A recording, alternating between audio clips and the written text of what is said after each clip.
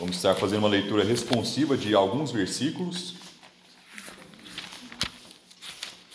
Levítico, capítulo 27. Nós vamos ler do versículo 1 até o versículo 7. Todos acharam? Sim.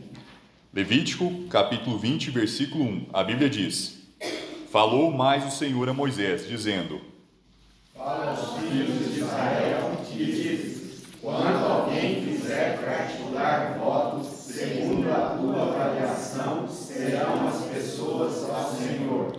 Se for a tua avaliação de um homem, da idade de 20 anos até a idade de 60, será a tua avaliação de 50 ciclos de prata, segundo o ciclo do santuário.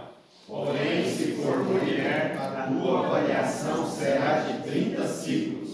E se for de 5 anos até 20, a tua avaliação de um homem será 20 ciclos e da mulher 10 ciclos. E se for de 1 mês até 5 anos, a tua avaliação de um homem será de 5 ciclos de prata, e a tua avaliação pela mulher será de 3 ciclos de prata. E se for de 60 anos acima, pelo homem a tua avaliação será de 15 ciclos e pela mulher 10 ciclos. Irmãos, podem se sentar. Vamos fazer uma breve oração antes de começarmos. Querido Deus e amado Pai, muito obrigado pela oportunidade de estarmos aqui reunidos neste momento para meditar na Tua Palavra, nos Teus ensinamentos, nos Teus estatutos. Abra os nossos olhos ao Senhor para contemplar coisas maravilhosas na Tua lei. Amém. Que neste momento possamos prestar atenção, compreender a Tua Palavra, ó Senhor, e não sermos guiados pelos nossos próprios conhecimentos, pelo nosso próprio entendimento, mas que a Tua Palavra nos dirija, ó Senhor. Me dê sabedoria também neste momento para pregar de acordo com a Tua Palavra, nos encha do Teu Santo Espírito para que possamos, de fato, ó Senhor, seguir a Tua vontade. Em nome de Jesus Cristo, oramos e agradecemos. Amém. Amém. Amém, irmãos? O título da mensagem de hoje é Homens e Mulheres, Nudez e Vestimenta. Homens e Mulheres, Nudez e Vestimenta. Nós fizemos a leitura de Levítico, capítulo 27, e eu estava fazendo a leitura do livro de Levítico há algumas semanas atrás, e me chamou muita atenção essa diferenciação quanto até mesmo o ciclo associado com um homem ou com uma mulher. Nós vemos que logo nesse capítulo, para o homem é um valor, para a mulher é um valor diferente. E o que eu gostaria de convidar os irmãos neste momento é de ir para Gênesis, capítulo 1, versículo 27. Gênesis, capítulo 1, versículo 27. O que eu gostaria de mostrar para os irmãos neste dia é que desde o princípio, desde o primeiro momento da existência do homem, nós temos a criação do macho e da fêmea, ou do homem e da mulher. E com isso nós temos não somente nomes diferentes para cada um deles, mas uma série de diferenciações, seja na aparência ou até mesmo na maneira de agir. Gênesis capítulo 1, versículo 27, a Bíblia diz: E criou Deus o homem à sua imagem, a imagem de Deus o criou, homem e mulher os criou. Então, desde o primeiro capítulo da Bíblia, nós já temos aqui este momento onde Deus cria homem e mulher. Irmãos, isso é algo que até mesmo a própria biologia pode nos ensinar. A partir do momento que o ser humano começa a existir, como a Bíblia descreve, nós temos a semente do pai, ou o material genético do pai, a herança do pai e também a herança da mãe, que dentro do corpo da mulher vão se unir, formando o que a ciência chama de zigoto. O zigoto já é essa mistura de parte do pai e parte da mãe. A partir desse momento, nós já temos um outro ser humano, uma nova vida, dentro do ventre da mãe. E, de acordo com as próximas semanas, vai acontecer uma série de mudanças dentro do corpo do embrião, ele vai crescer, vai se modificar, e já nesses primeiros momentos nós vamos ter uma diferenciação de um homem para uma mulher, ainda dentro do ventre, antes mesmo de nascer. Vamos para Levítico capítulo 12, neste momento. Todos juntos, por favor, para Levítico capítulo 12, versículo 1. Levítico capítulo 12, versículo 1, onde veremos que, de fato, a diferença do homem e da mulher é desde o ventre. A Bíblia diz em Levítico capítulo 12, versículo 1, falou mais o Senhor a Moisés, dizendo, fala aos filhos de Israel, dizendo, se uma mulher conceber e der à luz um menino, será imunda 7 dias, assim como nos dias da separação da sua enfermidade, será imunda. E no dia 8º se circuncidará ao menino a carne do seu prepúcio. Depois ficará ela 33 dias no sangue da sua purificação.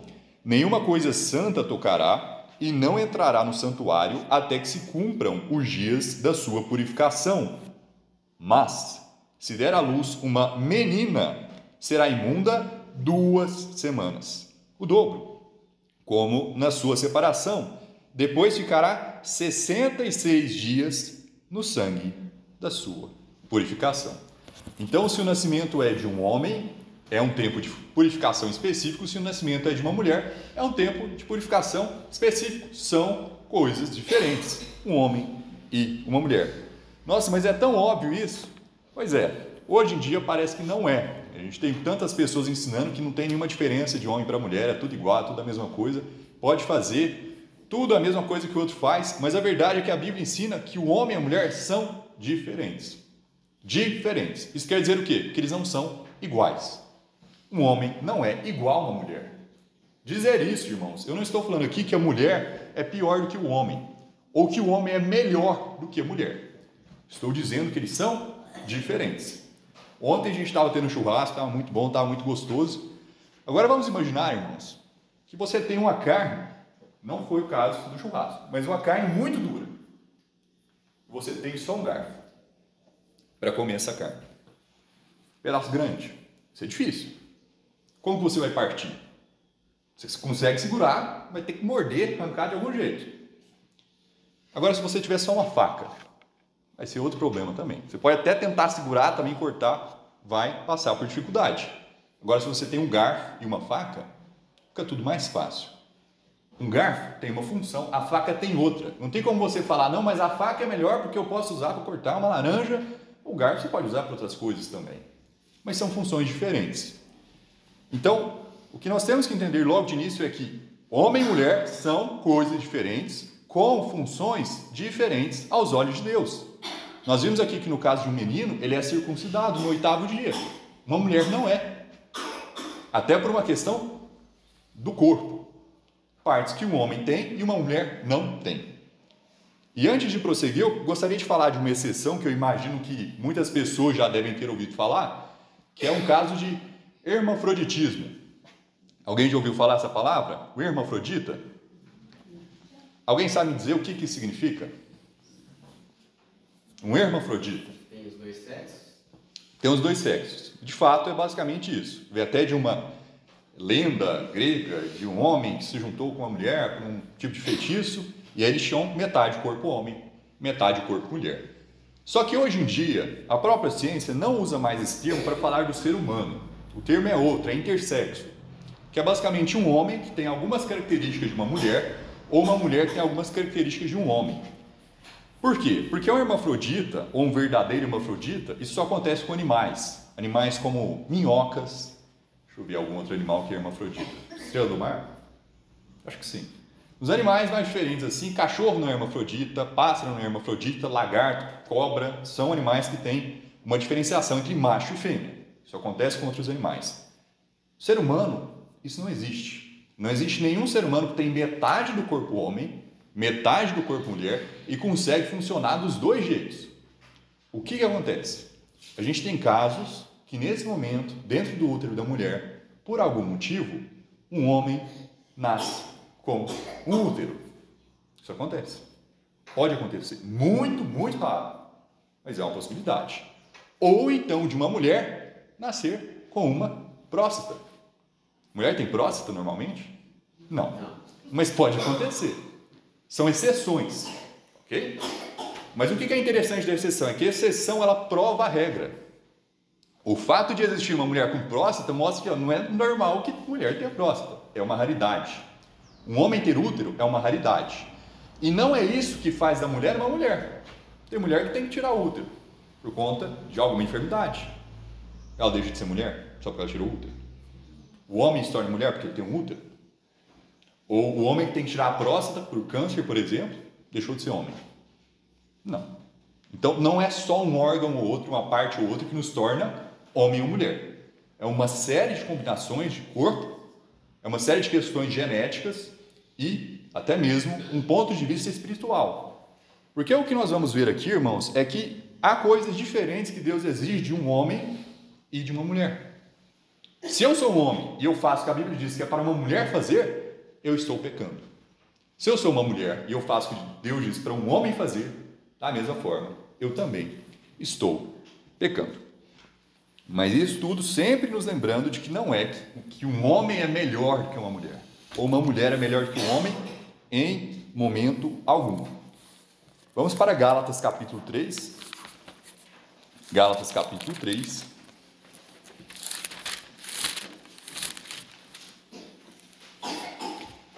Gálatas capítulo 3, versículo 26.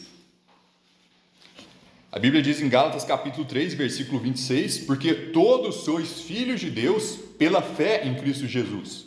Porque todos quantos fostes batizados em Cristo, já vos revestires de Cristo. Nisto não há judeu nem grego, não há servo nem livre, não há macho nem fêmea, porque todos vós sois um em Cristo Jesus. Então, quando a gente está falando de salvação aos olhos de Deus, não é que um homem é melhor do que uma mulher. De novo, não é que um homem pode conseguir mais recompensas, mais galardão no reino de Deus do que uma mulher. De maneira alguma, a salvação é a mesma independente de homem ou de mulher, mas Deus nos exige em outros momentos coisas diferentes. E nós vamos ver aqui essa questão justamente em vestimenta e em como cobrir a sua nudez. Vamos agora para Gênesis capítulo 3. Gênesis capítulo 3. Em Gênesis capítulo 3, nós temos o primeiro momento onde nós vamos ver a humanidade tentando se cobrir, tentando esconder a sua própria nudez de alguma forma. Nós temos aqui em Gênesis capítulo 3, o momento onde Adão e Eva comem do fruto que Deus os proibiu de comer, a árvore do conhecimento do bem e do mal. E o versículo 7 diz: então foram abertos os olhos de ambos e conheceram que estavam nus e coseram folhas de figueira e fizeram para si aventais. Então, neste primeiro momento, Adão e Eva comem o fruto, eles percebem, eles estão nus, eles sentem vergonha, eles até escondem do Senhor e tentam fazer algum tipo de cobertura com as folhas que eles tinham. Mais tarde nós vamos ver que Deus não falou: não precisa disso, não tem importância, pode andar do jeito que você quer. A gente vai ver que no finalzinho aqui do capítulo, Deus faz vestimentas para Adão e para Eva. Se nós formos para o versículo 21, a Bíblia diz: e fez o Senhor Deus a Adão e a sua mulher túnicas de peles e os vestiu. O homem e a mulher vestidas com roupas de pele. Algo que iria muito bem nesse dia frio. Não vou mentir não, estou aqui na frente com muito frio. Eu vou ter que dar umas movimentadas aqui para esquentar um pouquinho. Mas Deus os vestiu com vestimentas de pele. A gente tem uma simbologia bem interessante acerca do sacrifício de Cristo, as plantas representarem a própria obra do homem. A gente vê isso com Caim e Abel, o sacrifício que agrada a Deus e um que não agrada, mas eu vou falar disso em outro momento. O que eu gostaria de chamar a atenção aqui para os irmãos? O homem e a mulher estão cobertos, mas o que nós vamos ver é que não é exatamente da mesma maneira que o homem e a mulher devem se cobrir. Vamos agora para Êxodo capítulo 28. Vamos ver o que a Bíblia fala acerca da nudez do ser humano. Onde é a nossa nudez? Onde ela se localiza? Êxodo capítulo 28, versículo 42. Êxodo capítulo 28, versículo 42. A Bíblia aqui neste primeiro momento, em Êxodo capítulo 28, nos ensina acerca das vestes sacerdotais, que foram criadas para Arão e seus filhos, que iriam servir a Deus com sacrifícios, com o incenso sendo queimado. E acerca dos filhos de Arão, a Bíblia diz no versículo 42, faz-lhes também calções de linho, para cobrirem a carne nua, irão dos lombos até as coxas. Então, primeira coisa que a gente vê aqui a Bíblia falando, qual que é a nudez do ser humano? Que nudez geral. Lombos, essa região aqui, até as coxas.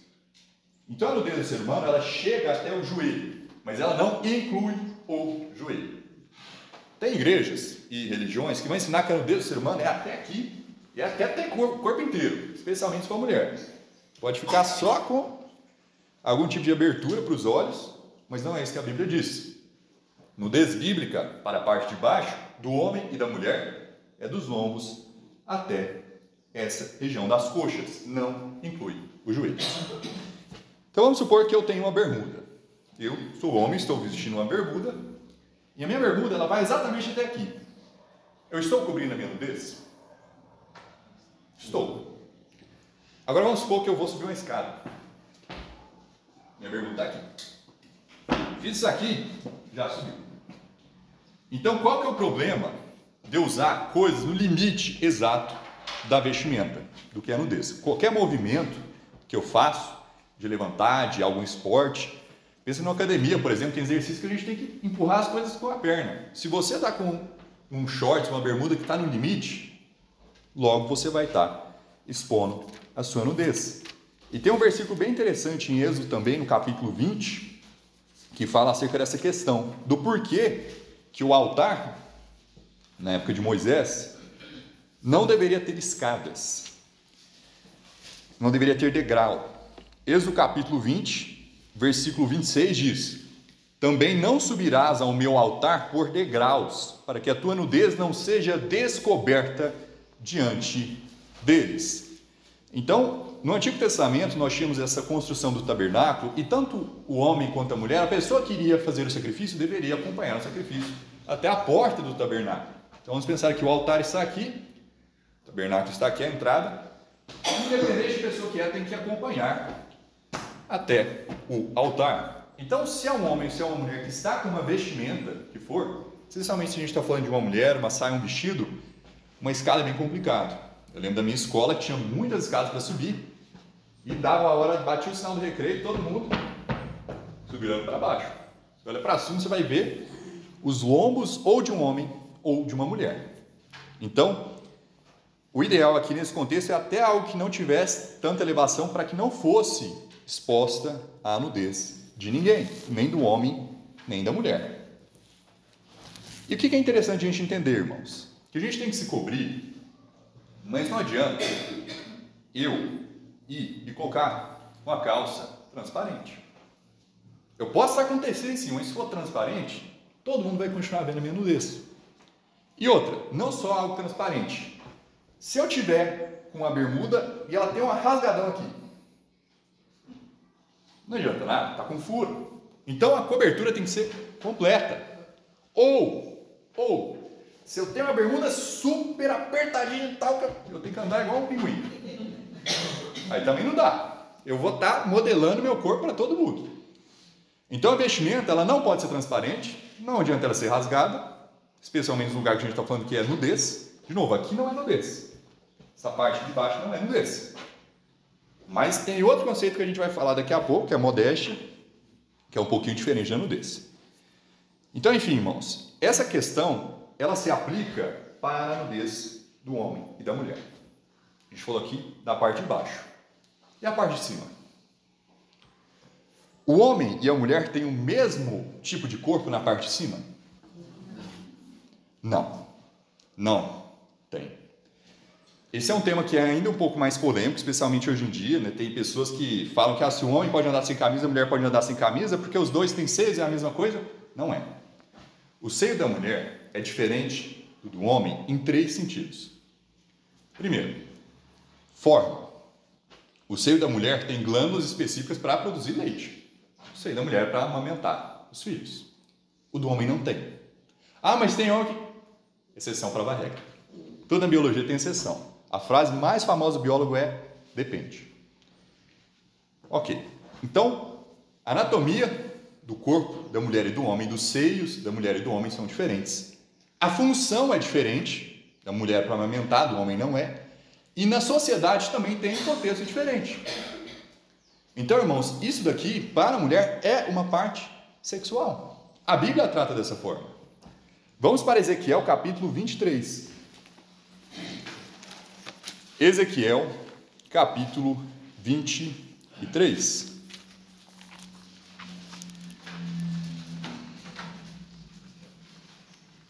Ezequiel,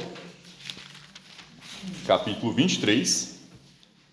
Vamos aqui para o versículo 2. Ezequiel, capítulo 23, versículo 2. Filho do homem, houve duas mulheres, filhas de uma mesma mãe. Estas se prostituíram no Egito. Prostituíram-se na sua mocidade. Ali foram apertados os seus seios, e ali foram apalpados os seios da sua virgindade. E os seus nomes eram Aolá, a mais velha, e Aholibá, sua irmã, e foram minhas, e tiveram filhos e filhas. E quanto aos seus nomes, Samaria é Aolá, e Jerusalém é Aholibá. Então a gente está falando aqui de uma representação, esse caso não eram pessoas de verdade, a gente está falando de essas nações, essas cidades, Samaria e Jerusalém, sendo representadas por essas duas mulheres. E essas mulheres são prostitutas, estão se prostituindo, estão se entregando a estes homens, que também são outras nações. Então a Bíblia compara o tocar no seio até como fornicação. Algo relacionado com a sua virgindade. Então, o seio da mulher é, sim, diferente do homem e é algo relacionado com a intimidade também, com a nudez. É algo relacionado com o órgão sexual. Então, não convém a mulher, de maneira alguma, exibir essa parte do seu corpo. Se uma mulher ela está vestindo uma blusa, mas ela não tem sutiã, vai demarcar, vai dar forma, vai ser sugestivo. Mesma coisa se estiver sem sutiã, uma coisa apertada, ou uma blusa transparente, você vai mostrar. E não é adequado isso de maneira alguma. Você está expondo a sua nudez. Uma coisa decotada também vai chamar atenção. Não é à toa que muitas mulheres no mundo, quando se vestem para atrair a visão de homens, focam nessas áreas. Não é a mesma coisa que a do homem. Não estou falando que não tem nenhum problema do homem sair andando por aí sem camisa. Mas o conceito de nudez, de fato, está mais relacionado com a mulher. Nós temos aqui essa passagem em Ezequiel, nós temos toda uma questão da própria sociedade também. E outra, eu não sei vocês, mas eu acho que nenhum homem aqui está usando sutiã. Se é a mesma coisa, então a gente tem que comprar alguns, né, para proteger, para segurar. Mas então, não é a mesma coisa, não adianta tentar equivaler. Então, até agora a gente falou só da nudez, e de que é importante cobri-la. Mulher e do homem, essa região, das mulheres aqui também. E quanto a todo o restante do corpo? Daqui a pouquinho a gente vai tratar disso. Quando cobrir, quando não é necessário. Mas o que eu gostaria de focar aqui neste momento, e eu gostaria que todos os irmãos fossem juntos, é para Deuteronômio, capítulo 22, versículo 5. Deuteronômio, capítulo 22, versículo 5. Esse é um versículo chave para o nosso aprendizado, da diferença do homem e da mulher. Deuteronômio, capítulo 22, versículo 5. Irmãos, na reunião que nós tivemos na semana passada, da família, que vários irmãos trouxeram visitantes, foi uma bênção. Fiquei muito feliz de ver a igreja cheia de familiares, de podermos estar juntos, tendo tempo de comunhão com o Carlos, estava gostoso também, ouvindo a pregação. Mas teve duas coisas que me chatearam um pouco, de ter presenciado e ouvido. Primeiro, conversa. Tinha muita conversa durante a mensagem. Eu não estou falando aqui de visitante. Uma coisa é um visitante que nunca esteve numa igreja batista, não sabe o que é ensinado, ainda seria falta de respeito. Se você está numa sala de aula, se você está vendo uma apresentação, conversando durante a apresentação, é falta de respeito. Gente, irmãos, aqui da igreja, já estão aqui há anos, conversando por muito tempo da pregação. Isso é um absurdo. Ainda mais diante de visitantes. Com visitante ou não, falta de respeito. Não é legal fazer isso. E outra coisa, irmãos, vestimenta. A roupa da mulher é diferente da do homem. É diferente. Deuteronômio 22:5 vai nos falar justamente isso. Não haverá traje de homem na mulher, e nem vestirá o homem roupa de mulher, Porque qualquer que faz isto, a abominação é ao Senhor teu Deus. A Bíblia está falando que é uma abominação, é algo odioso, é algo repugnante para o homem vestir roupa de mulher e para a mulher vestir roupa de homem. Veja que Deus não está falando, se o homem veste roupa de mulher, se tem um homem de saia, um travesti, é uma abominação. Mas uma mulher veste o que ela quer. Não é isso que a Bíblia fala. As pessoas hoje em dia, talvez vão fazer uma diferença. De fato, é estranho um homem vestir uma saia. Tem um homem vestir batom, vestir um tanto de coisa estranha. Se assusta, é esquisito. Mas normalizou mulher vestir calça, mulher vestir bermuda. Isso são roupas de homem. Não são roupas de mulher. Por que aqui, numa igreja de irmãos em Cristo, nós temos mulheres usando calças, mulheres usando bermudas? Irmãos, não estou querendo atacar aqui, nem menosprezar ninguém, mas isso é uma doutrina bíblica. E você tem igrejas que pregam outro evangelho, que não ensinam quase nada da Bíblia corretamente, e você chega lá, todas as mulheres estão usando saia, vestido, todos os homens estão usando calça. Se as outras igrejas conseguem fazer, por que a gente está tendo problema com isso? Ah, mas está frio. Está frio mesmo. Eu estou com frio aqui. Estou quase tremendo frio aqui. Mas a gente tem irmãs aqui que estão de saia e vestido. A gente tem irmãs em outros lugares, muito mais frios que aqui, que estão de saia e vestido. Tem meia calça. Ajuda bastante nisso. Ah, mas só uma não dá. Usa duas. Usa três. É igual quando a blusa não serve, põe três, põe quatro. Dá algum jeito. Você não precisa vestir algo que é de outro gênero. Você não precisa, se é uma mulher, vestir uma roupa de um homem para se proteger do frio. Mas geralmente não é esse o motivo pelo qual isso acontece. Socialmente, hoje em dia é normal para uma mulher usar calça jeans. É até normal para todo mundo. Calça jeans é quase uma vestimenta universal. Mas irmãos, não convém. Só porque todas as mulheres do mundo estão usando calça, você também usar. Vou tomar a Priscila como exemplo. Foi algo que ela ia para uma igreja evangélica antes, mas eles não ensinavam diferença de vestimenta. Eles não ensinavam que a saia, que o vestido pertence à mulher e a calça pertence ao homem.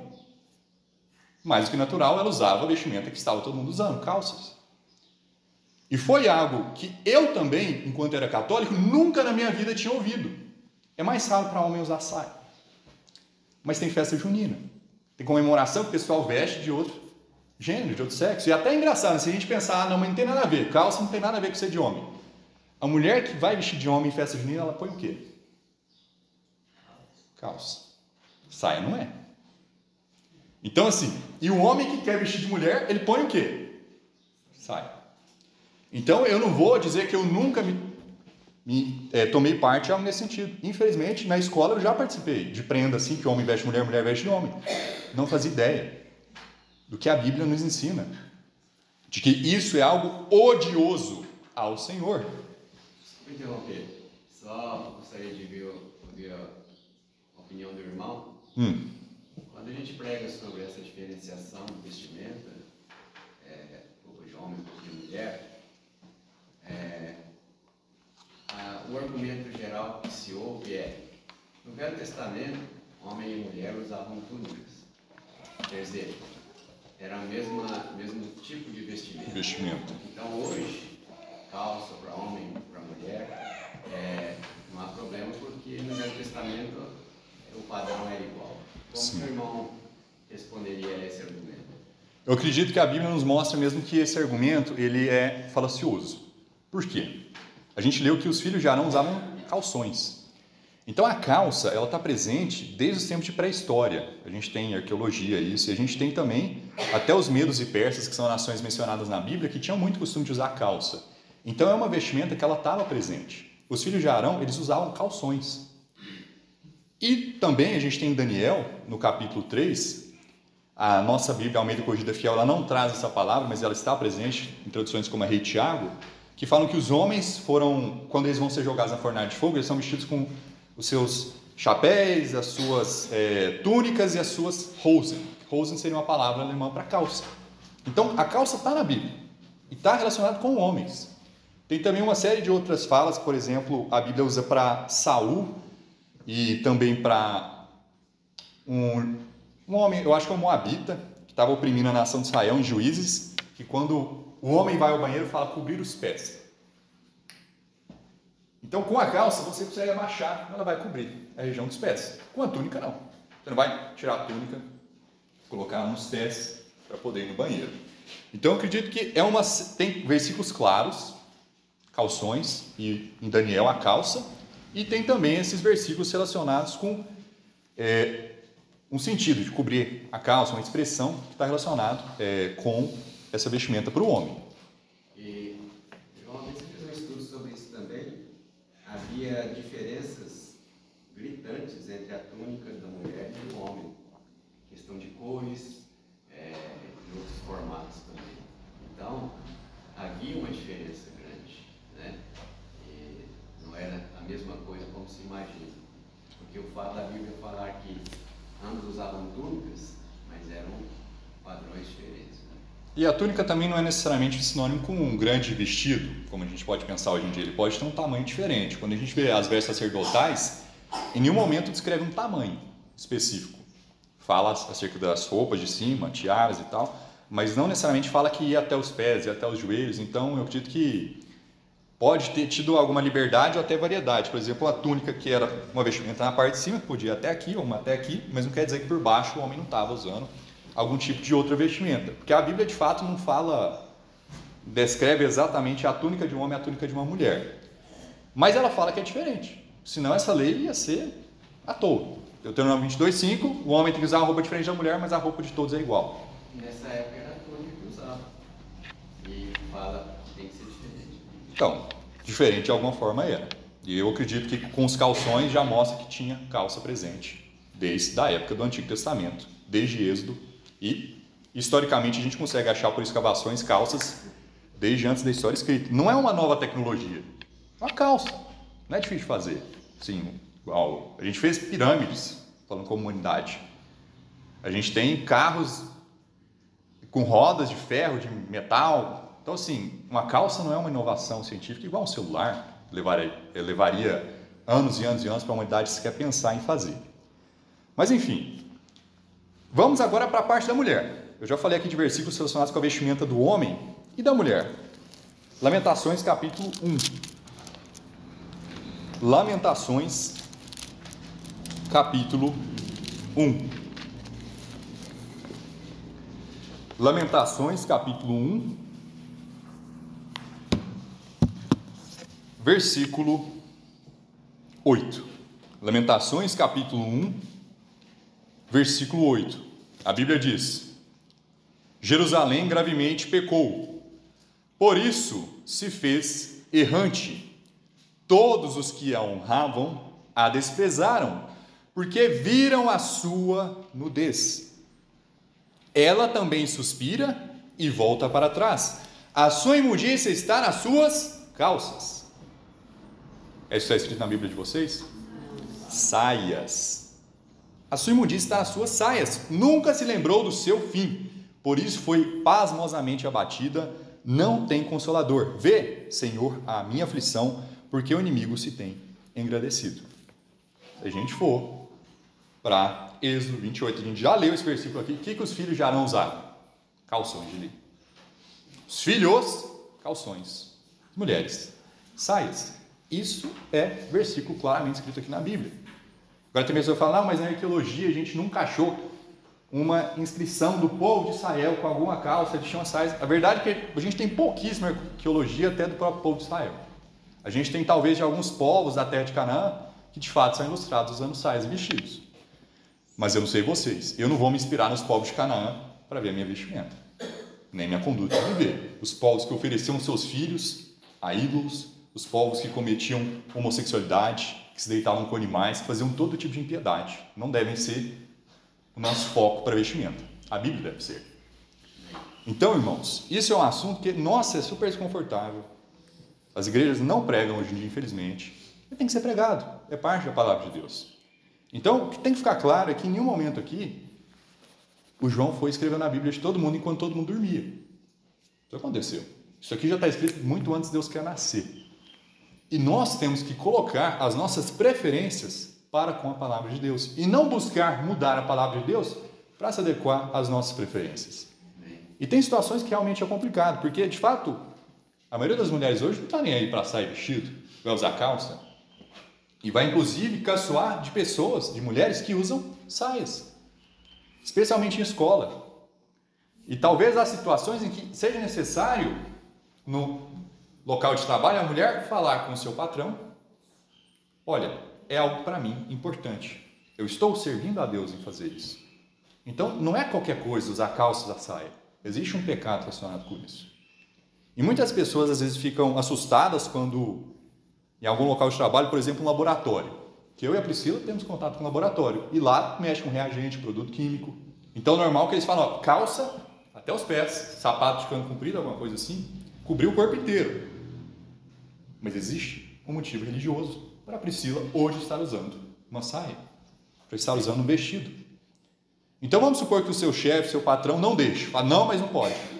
O que você faz? Tenta conversar com ele, explica de maneira mansa e calma. Vamos ver um exemplo disso na Bíblia, relacionado com isso.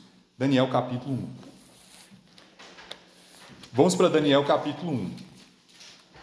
Isso daqui, irmãos, vale não só para vestimenta, mas e se eu for escalado para trabalhar domingo de noite?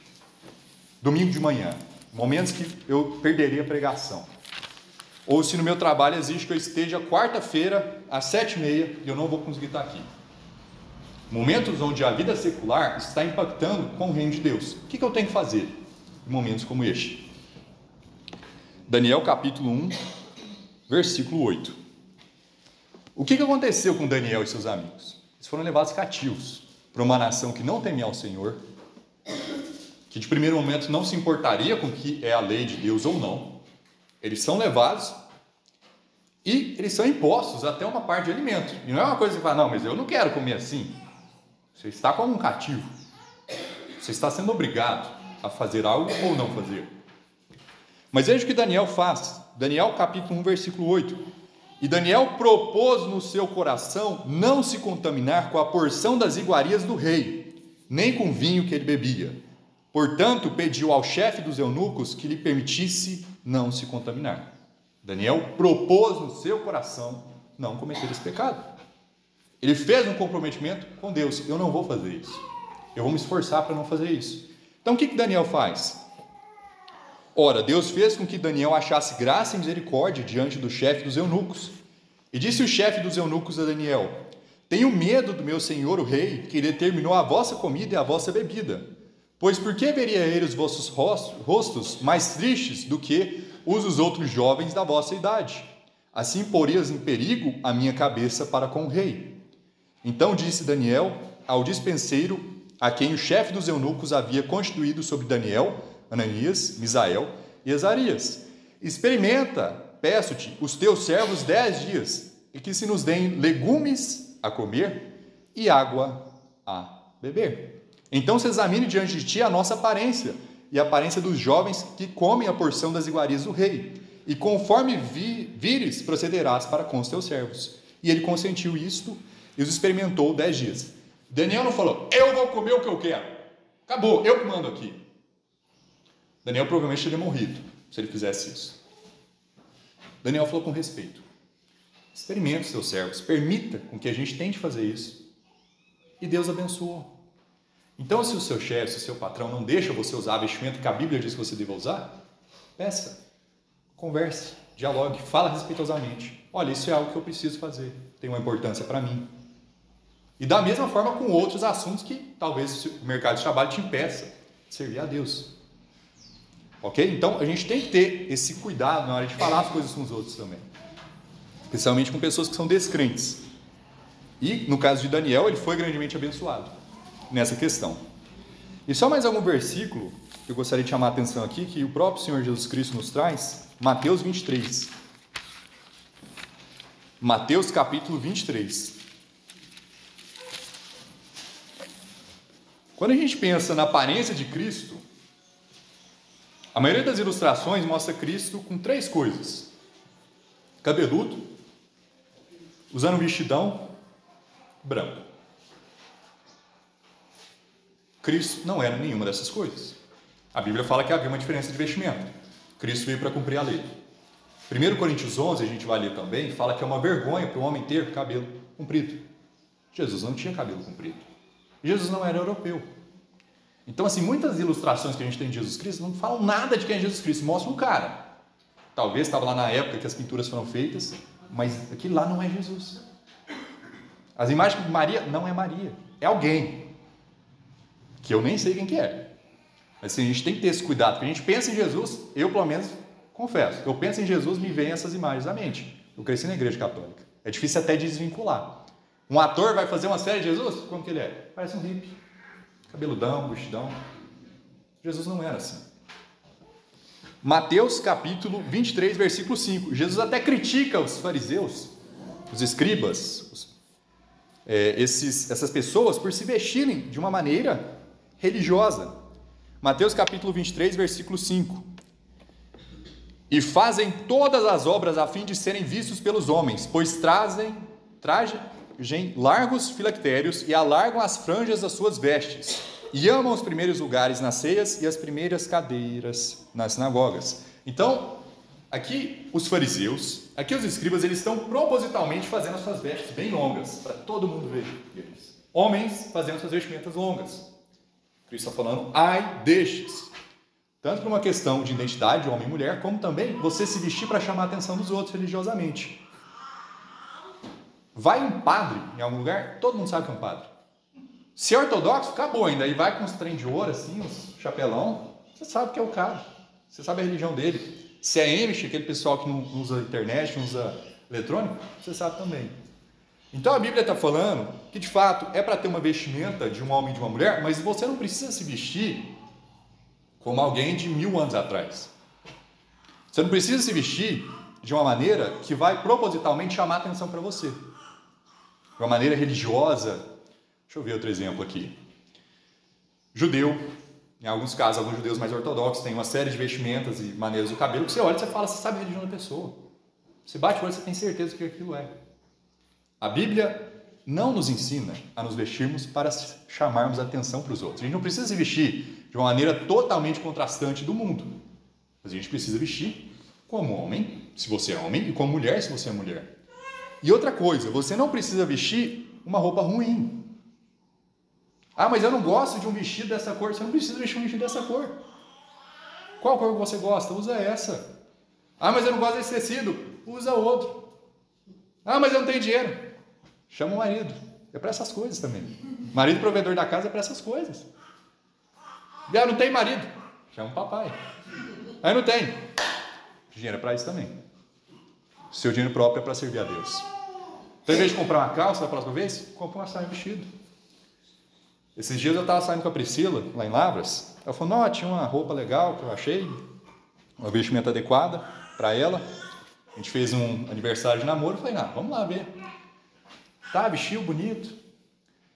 E eu não achava o preço da roupa. Que é um caso preocupante. Você está numa roupa de...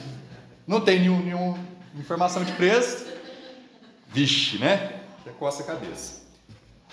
Priscila vestiu, ficou muito bonito e tal. Quanto que é? Ah, é 2.250. Não. Até deu uma piscada para recompor. Não, a gente...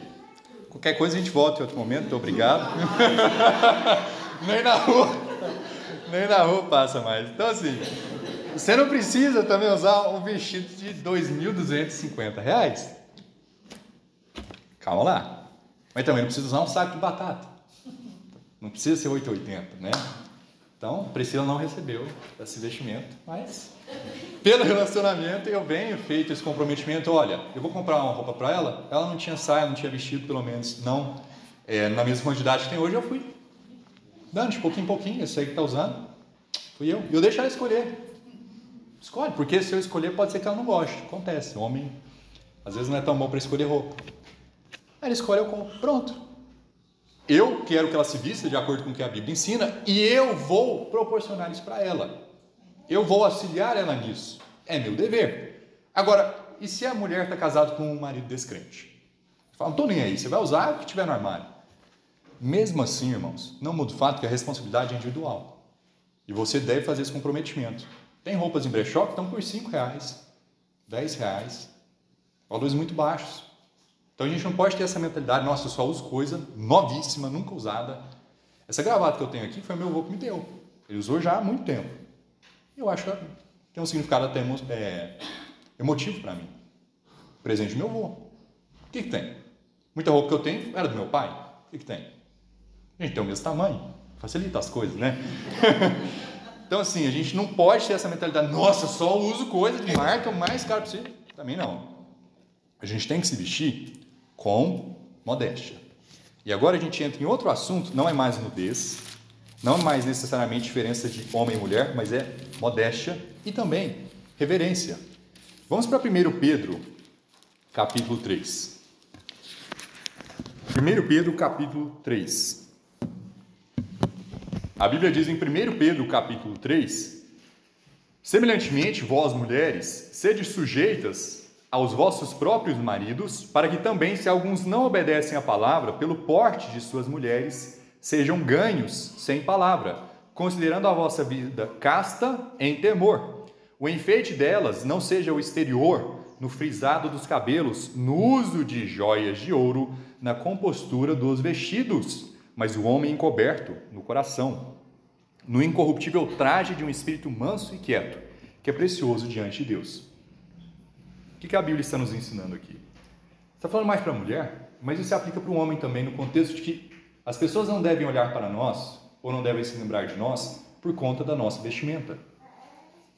Não está falando aqui que a mulher não pode ter uma roupa legal, não pode se cuidar, não pode usar um anel, igual um anel de casamento, mas está falando que não é para as pessoas olharem para aquela mulher por conta do tanto de trajes preciosos, por conta do cabelo todo arrumado, do vestimento todo arrumado. É o homem interior que deve ser o motivo pelo qual as pessoas olham para nós, a nossa vida espiritual, a maneira como nós servimos a Cristo. Então a Bíblia nos ensina modéstia. A Bíblia nos ensina de uma maneira para não ficarmos chamando a atenção para nós mesmos. Pintar o cabelo, tá o cabelo de azul. Eu ando na rua, todo mundo vai, não, o cara tá de cabelo azul, ou tanto de piercing na cara e tal. Você destaca, você chama a atenção para você. A Bíblia nos ensina a não fazer isso. A Bíblia nos ensina que os outros não devem olhar para nós por conta do nosso traje, por tão chique, por tão caro que é. Tem pessoa que vive disso, de pôr os anéis mais caros, um negócio de diamante, põe no carro, põe tudo só para os outros. Não, mas esse cara tem dinheiro, hein? É a cultura de ostentação, que a Bíblia não ensina. Não é um conceito que nós devemos utilizar em nossas vidas. Então nós temos um extremo aqui de ostentação, eu só visto o mais caro, eu só visto o mais chique. E tem outro também que a gente tem que atentar muito, irmãos, que é a maneira como nós nos vestimos diante de Deus.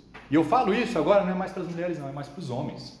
Porque eu vejo que, em relação aos homens, isso tem falhado. O que acontece? Eu tenho roupas que eu uso em casa.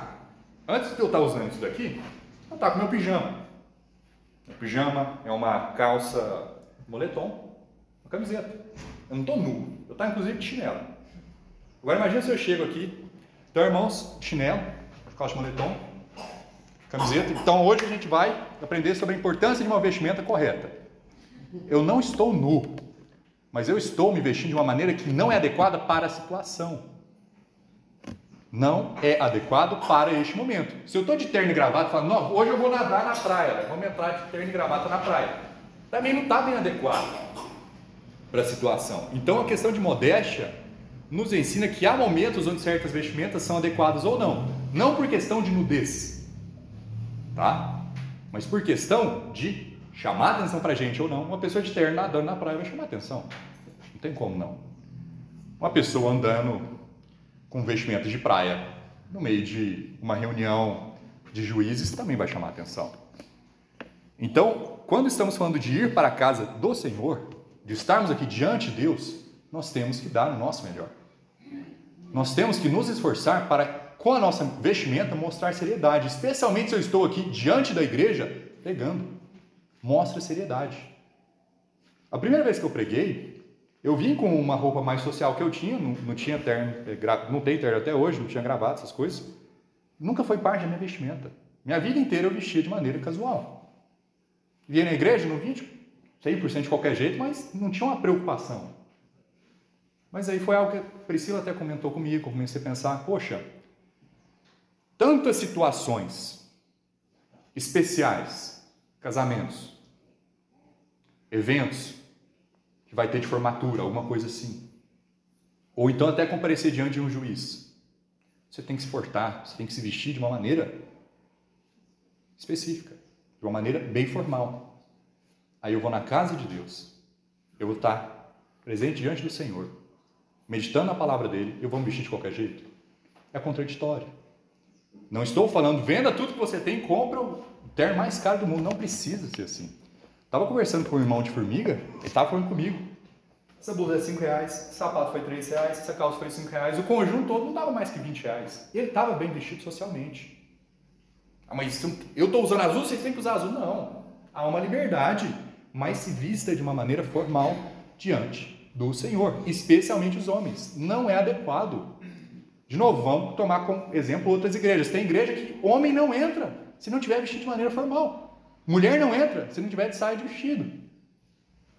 E estão pregando outro evangelho, estão pregando outra coisa totalmente diferente da palavra de Deus. Mas a vestimenta eles têm noção. O que eles têm de especial da gente? Eles conseguem mais? Eles conseguem ir além? A gente não consegue? Mas a gente não pode se conformar com esse mundo. A gente tem que buscar sempre amar o Senhor com todas as nossas forças. Com tudo que é possível. Isso aqui é o melhor que eu tenho. Hoje em dia é o melhor que eu tenho. E é o que eu estou trazendo diante do Senhor. Não tem que ser um terno de R$2.250. Calma lá, né? Também. Mas ao mesmo tempo, se eu tenho uma roupa de qualidade, roupa de ver Deus, que eu traga ela. A gente precisa ter essa mentalidade, irmãos. A gente precisa ter esse respeito para com Deus. Vamos para Levítico capítulo 19. Levítico capítulo 19.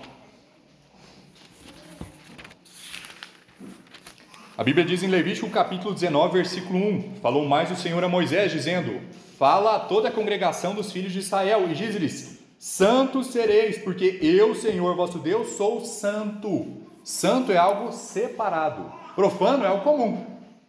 Santo é algo especial, diferente. Se Deus é santo, nós também devemos ser santos. Nós devemos também agir de uma maneira santa, de uma maneira separada. Não fazendo o mínimo para Deus.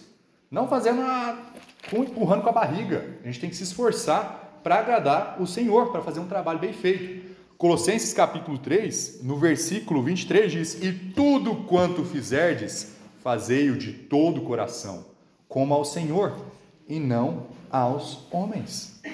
Mateus 22 também, vamos para Mateus capítulo 22, qual é o maior dos mandamentos? Mateus capítulo 22, versículo 37. E Jesus disse-lhe, amarás o Senhor teu Deus de todo o teu coração e de toda a tua alma e de todo o teu pensamento. Este é o primeiro e grande mandamento. Então, irmão, se for com a vestimenta, vamos também honrar o Senhor com todas as nossas forças, com todo o nosso coração. Vamos nos vestir de uma maneira respeitosa. Hoje em dia na sociedade é uma roupa social. Então, vamos nos vestir assim. Você iria para um casamento de chinelo, de bermuda, vestido de qualquer jeito, sem camisa? É até desrespeitoso. Você ir para um evento social, vestido de qualquer jeito. Mas para a casa de Deus a gente vai se vestir de qualquer maneira também? Não tem lógica. E outro assunto que eu gostaria de falar aqui, que eu até acabei me esquecendo na vestimenta, ainda temos alguns minutos. Irmãos, não é só porque tem água envolvida que a regra da nudez vai embora. O que os homens usam normalmente quando vão nadar? Sunga. O que é a sunga? É uma cueca. Cueca de material diferente. Então, eu não posso andar de cueca na rua, senão é atentado ao pudor. É um crime. Eu estou expondo a minha nudez. De novo, nudez na Bíblia, na parte de baixo, dos lombos, parando do joelho. Eu uso uma sunga que só cobre aqui. Eu estou errado. Ah, mas tem água em volta? Não, então pode. Uma mulher vai sair andando aí de qualquer vestimenta? Vai sair andando de roupas íntimas? Não. Ah, mas tem água e pode. O que é o biquíni? Uma roupa íntima com material diferente. Então, até mesmo em situações de nadar, é importante a gente ter em mente cobrir a nudez. Existem calções para os homens. Existem até blusas também que protegem do sol. Porque, de novo, a parte de cima do homem não é nudez como a da mulher. Mas ainda assim não é modesto você mostrar essa coisa para os outros. Então é importante que a gente se cubra também. Mesmo em momentos de sol, de água, de chuva, a nudez ela não é flexível. Claro, quando você for tomar banho sozinho na sua casa, aí você não precisa se preocupar com vestimenta. Mas você está nadando na frente de todo mundo, num lugar público, aí precisa se atentar. Da mesma forma. E a última coisa para a gente concluir aqui, 1 Coríntios capítulo 11, que é uma coisa que está relacionada também com, de certa forma, a vestimenta ou a nossa aparência como um todo. 1 Coríntios capítulo 11, versículo 3. 1 Coríntios capítulo 11, versículo 3, a Bíblia diz: mas quero que saibais que Cristo é a cabeça de todo homem, e o homem a cabeça da mulher, e Deus a cabeça de Cristo. Todo homem que ora ou profetiza, tendo a cabeça coberta, desonra a sua própria cabeça. Qual é a cabeça do homem? Versículo 3. Cristo. Cristo é a cabeça do homem. Se o homem ora ou profetiza com a cabeça descoberta, com a cabeça coberta, ele desonra a sua própria cabeça. Mas toda mulher que ora ou profetiza com a cabeça descoberta, desonra a sua própria cabeça, porque é como se estivesse rapada. Portanto, se a mulher não se cobre com véu, e aqui eu gostaria de fazer um adendo, isso é coisa da CF, colocar com véu. Na King James não tem esse versículo, na parte grega não tem esse versículo com véu. Não é a congregação cristã do Brasil, as mulheres têm que usar véu. A palavra de Deus não está falando de véu, está falando de cabelo, e o contexto vai nos mostrar. Tosquice também, mas se para a mulher é coisa indecente tosquiar-se ou rapar-se, que ponha o véu. De novo, coisa da CF, não é da palavra de Deus originalmente falando. O homem, pois, não deve cobrir a cabeça, porque é a imagem e glória de Deus, mas a mulher é a glória do homem, porque o homem não provém da mulher, mas a mulher do homem, porque também o homem não foi criado por causa da mulher, mas a mulher por causa do homem. Portanto, a mulher deve ter sobre a cabeça sinal de poderio, por causa dos anjos. Todavia, nenhum homem é sem a mulher, nem a mulher é sem um homem no Senhor. Porque como a mulher provém do homem, assim também o homem provém da mulher, mas tudo vem de Deus. Julgai entre vós mesmos. É decente que a mulher ore a Deus descoberta? Ou não vos ensina a mesma natureza que é desonra para o homem ter cabelo crescido? Então a cobertura aqui que a Bíblia está falando, originalmente, é cabelo. Cabelo. É vergonhoso para um homem ter cabelo comprido. Cristo não tinha cabelo comprido. É vergonha para o homem. E o homem desonra a cabeça. Aí está lá Jesus com cabelão. Não faria sentido. Então, o homem, segundo a Bíblia, deve ter um cabelo diferente da mulher. Cabelo curto. Vai lá no Darcilei. Corta o cabelo, fica uma beleza. Fica uma beleza. Então, a gente, como um homem, não deve ter um cabelo comprido. Cabelo longo. Cabelo longo é algo pertencente à mulher. Essa é uma diferenciação clara no Novo Testamento do homem e da mulher também. Então, nós vimos a questão de vestimenta. Para o homem, calça ou bermuda, desde que esteja cobrindo cabelo curto. Para a mulher, saia ou vestido e cabelos longos. Mas ter a mulher cabelo crescido lhe é honroso, porque o cabelo lhe foi dado em lugar de véu, em lugar de cobertura. Mas se alguém quiser ser contencioso, nós não temos tal costume nem as igrejas de Deus. Irmãos, vocês podem sair daqui e falar: nossa, o João é um não sei o que, é um absurdo o que ele falou, não acredito, não concordo. Não tem que concordar comigo. Eu não escrevi a Bíblia. Pode perguntar para mim, a gente leu na palavra de Deus.